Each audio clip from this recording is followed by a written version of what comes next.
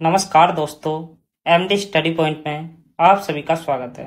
आज की इस क्लास में हम समझने वाले हैं 11th क्लास की पॉलिटिकल साइंस का चैप्टर 3 चुनाव और प्रतिनिधि। दोस्तों, आज की इस क्लास में हम पढ़ने वाले हैं कि चुनाव किसे कहते हैं, चुनाव कितने प्रकार के होते हैं, भारत में चुनाव की कौन कौन से प्रणालियां अपनाई गई है, चुनाव आयोग क्या है, चुनाव आयोग के कौन कौन से कार्य हैं, भारत में स्वतंत्र और निष्पक्ष चुनाव आयोग किस प्रकार कराता है। इन सभी के बारे में आज की इस क्लास में हम चर्चा करने वाले हैं। चलिए आज की इस क्लास को शुरू करते हैं। तो दोस्तों, पहले हम समझते हैं कि चुनाव क्या है, चुनाव किसे कहते हैं।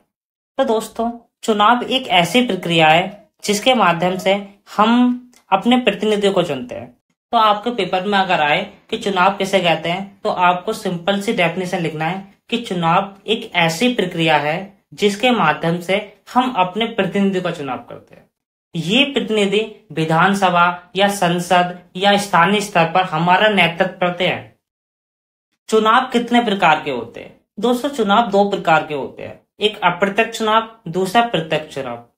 पहले हम समझते हैं कि प्रत्यक्ष चुनाव क्या है। दोस्तों, प्रत्यक्ष चुनाव ऐसे चुनाव होते हैं जिनमें हम अपने प्रतिनिधियों को सीधे रूप से चुनते हैं। तो हम कह सकते हैं कि जिन चुनावों में हम अपने प्रतिनिधियों को सीधे रूप से चुनते हैं, प्रत्यक्ष रूप से चुनते हैं, डायरेक्ट चुनते हैं, उन्हें प्रत्यक्ष चुनाव कहा जाता है। उदाहरण के लिए विधानसभा के चुनाव।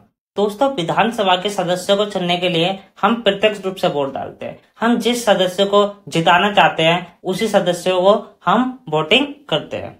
लोकसभा के चुनाव भी प्रत्यक्ष चुनावों के उदाहरण है। लोकसभा में भी हम जिस सांसद को या जिस एमपी को जिताना चाहते हैं उसी को हम वोटिंग करते हैं। दोस्तों, दूसरा है अप्रत्यक्ष चुनाव। अप्रत्यक्ष चुनाव वे चुनाव होते हैं जिन चुनावों में हम अपने कैंडिडेट को, अपने प्रतिनिधि को डायरेक्ट सीधे रूप से नहीं चुन सकते, उन्हें हम कैसे कहते हैं, अप्रत्यक्ष चुनाव। उदाहरण के लिए जैसे राज्यसभा के चुनाव। राज्यसभा में जो सांसद वगैरह बैठते हैं उन्हें हम डायरेक्ट रूप से वोटिंग नहीं करते, हम एमएलए वगैरह का चुनाव करते हैं और हमारे द्वारा चुने गए एमएलए राज्यसभा के सदस्यों को चुनते हैं। राष्ट्रपति के चुनाव भी अप्रत्यक्ष चुनावों के उदाहरण है। राष्ट्रपति के चुनाव में विधानसभा, लोकसभा और राज्यसभा के सदस्य भाग लेते हैं, इसलिए हम कह सकते हैं कि राज्यसभा, राष्ट्रपति और उपराष्ट्रपति के चुनाव अप्रत्यक्ष चुनावों के उदाहरण है। चलिए दोस्तों, अब चुनाव आयोग के बारे में समझते हैं कि चुनाव आयोग क्या है। दोस्तों, चुनाव आयोग एक संवैधानिक निकाय है जिसका काम है देश में चुनाव कराना। अगर हम भारत के चुनावों की बात करें तो भारत में चुनाव आयोग के द्वारा ही कराए जाते हैं। इसके द्वारा लोकसभा, राज्यसभा, राष्ट्रपति, उपराष्ट्रपति आदि के चुनाव कराए जाते हैं। दोस्तों, स्थानीय स्तर के चुनावों को छोड़कर देश में जितने भी चुनाव होते हैं सभी चुनाव आयोग के द्वारा कराए जाते हैं। दोस्तों, भारत के चुनाव आयोग की स्थापना जनवरी 1950 में हुई और जनवरी 1950 में ही इसके पहले चुनाव आयुक्त बनाए गए थे। इसके पहले चुनाव आयुक्त थे सुकुमार सेन। वर्तमान में इसके चुनाव आयुक्त राजीव कुमार है। दोस्तों, अगर हम चुनाव आयोग की बात करें तो चुनाव आयोग के बारे में भारत के संविधान के भाग 15 में लिखा हुआ है, अनुच्छेद 324 से लेकर 329 तक। चुनाव आयुक्त का कार्यकाल 6 वर्ष का होता है और इसे राष्ट्रपति के द्वारा चुना जाता है।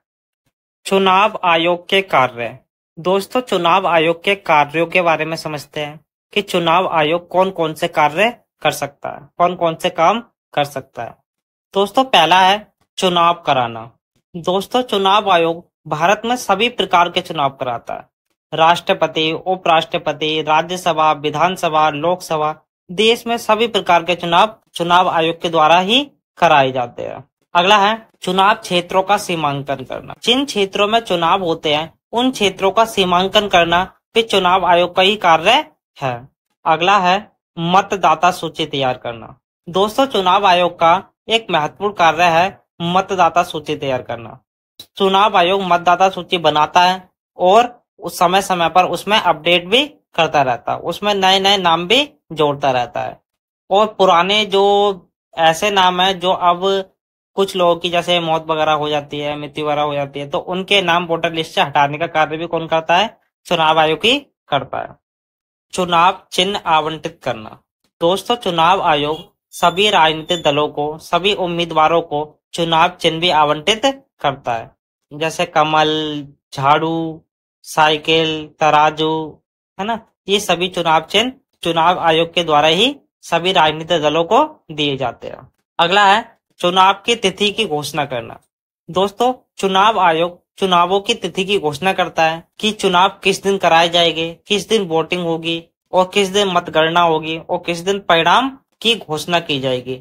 ये सभी तिथियां चुनाव आयोग के द्वारा ही घोषित की जाती है। अगला है आचार संहिता लागू करना। दोस्तों, आचार संहिता लागू करना भी चुनाव आयोग का एक महत्वपूर्ण कार्य है। जिस दिन से चुनावों की घोषणा होती है उस दिन से कुछ विशेष नियम, कायदे, कानूनों को चुनाव आयोग लागू कर देता है। जिन नियम, कायदे, कानूनों को सभी पार्टियों को, सभी राजनीतिक दलों को और सभी उम्मीदवारों को मानने पड़ते हैं। जैसे चुनावों में दारू नहीं बांटी जाएगी, पैसे वगैरह नहीं बांटे जाएंगे और धर्म, जाति के आधार पर चुनाव प्रचार नहीं किया जाएगा। इन सभी नियम, कायदे, कानून को ही आचार संहिता कहा जाता है। अगला है चुनाव खर्चे को सीमित करना। दोस्तों, चुनाव आयोग यह भी तय करता है कि कोई भी उम्मीदवार ज्यादा से ज्यादा कितने पैसे खर्च कर सकता है। एक सीमा तय करता है कि एक उम्मीदवार इससे ज्यादा पैसे नहीं खर्च कर सकता। ये भी तय करना चुनाव आयोग का ही कार्य होता है। चुनाव आयुक्त। दोस्तों, अब हम चुनाव आयुक्त के बारे में समझते हैं। दोस्तों, चुनाव आयुक्त चुनाव आयोग का एक मुख्य अधिकारी होता है। अगर हम 1950 से 1989 की बात करें तो 1950 से 1989 तक भारत में एक ही चुनाव आयुक्त हुआ करता था।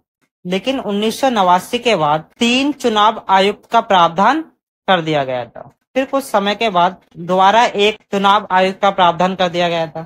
फिर उसके बाद 1993 से दोबारा से 3 चुनाव आयुक्त का प्रावधान कर दिया गया था और वर्तमान में भी 3 चुनाव आयुक्त है, 2 चुनाव आयुक्त और एक मुख्य चुनाव आयुक्त। अब दोस्तों, हम समझते हैं कि इन चुनाव आयुक्त को हटाया कैसे जाता है। अगर ये कोई संविधान का उल्लंघन करते हैं तो इन्हें किस प्रक्रिया के माध्यम से हटाया जा सकता है, इसके बारे में समझते हैं। तो दोस्तों, भारत में मुख्य चुनाव आयुक्त और अन्य चुनाव आयुक्त को हटाने की प्रक्रिया संविधान के अनुच्छेद 324 के क्लोज 5 में निर्धारित की गई है। दोस्तों, इस प्रक्रिया के अनुसार मुख्य चुनाव आयुक्त को हटाने की प्रक्रिया थोड़ी कठिन है, जबकि अन्य चुनाव आयुक्त को हटाना बहुत ज्यादा आसान है। दोस्तों, मुख्य चुनाव आयुक्त को तभी हटाया जा सकता है जब संसद द्वारा की गई जांच के आधार पर राष्ट्रपति ये निर्णय ले कि चुनाव आयुक्त ने अपने कर्तव्यों का ठीक से पालन नहीं किया। तो ऐसी स्थिति में चुनाव आयुक्त को हटाने का प्रस्ताव संसद के किसी भी सदन में पेश किया जा सकता है। दोस्तों, जिस प्रक्रिया के माध्यम से सुप्रीम कोर्ट के न्यायाधीश को हटाया जाता है, उसी प्रक्रिया के माध्यम से ही चुनाव आयुक्त को हटाया जा सकता है। दोस्तों, चुनाव आयुक्त को हटाने के लिए संसद के किसी भी सदन में प्रस्ताव पेश करना पड़ता है और 2/3 से ज्यादा सदस्यों की सहमति प्राप्त करना पड़ती है। फिर उसके बाद प्रस्ताव को दूसरे सदन में भेज दिया जाता है। फिर दूसरे सदन में भी 2/3 से ज्यादा बहुमत प्राप्त हो जाता है तो उस प्रस्ताव को राष्ट्रपति के पास भेज दिया जाता है। फिर राष्ट्रपति अगर उस पर हस्ताक्षर कर देता है, अपने सिग्नेचर कर देता है, तो चुनाव आयुक्त को अपना पद छोड़ना पड़ता है। इस प्रकार से मुख्य चुनाव आयुक्त को हटाया जा सकता है। लेकिन अन्य चुनाव आयुक्त को हटाने के लिए संसद के किसी भी सदन में प्रस्ताव पेश नहीं करना पड़ता। केवल राष्ट्रपति मुख्य चुनाव आयुक्त की सिफारिश के आधार पर ही अन्य चुनाव आयुक्तों को हटा सकता है। तो दोस्तों, इस प्रकार से चुनाव आयुक्त को हटाया जाता है।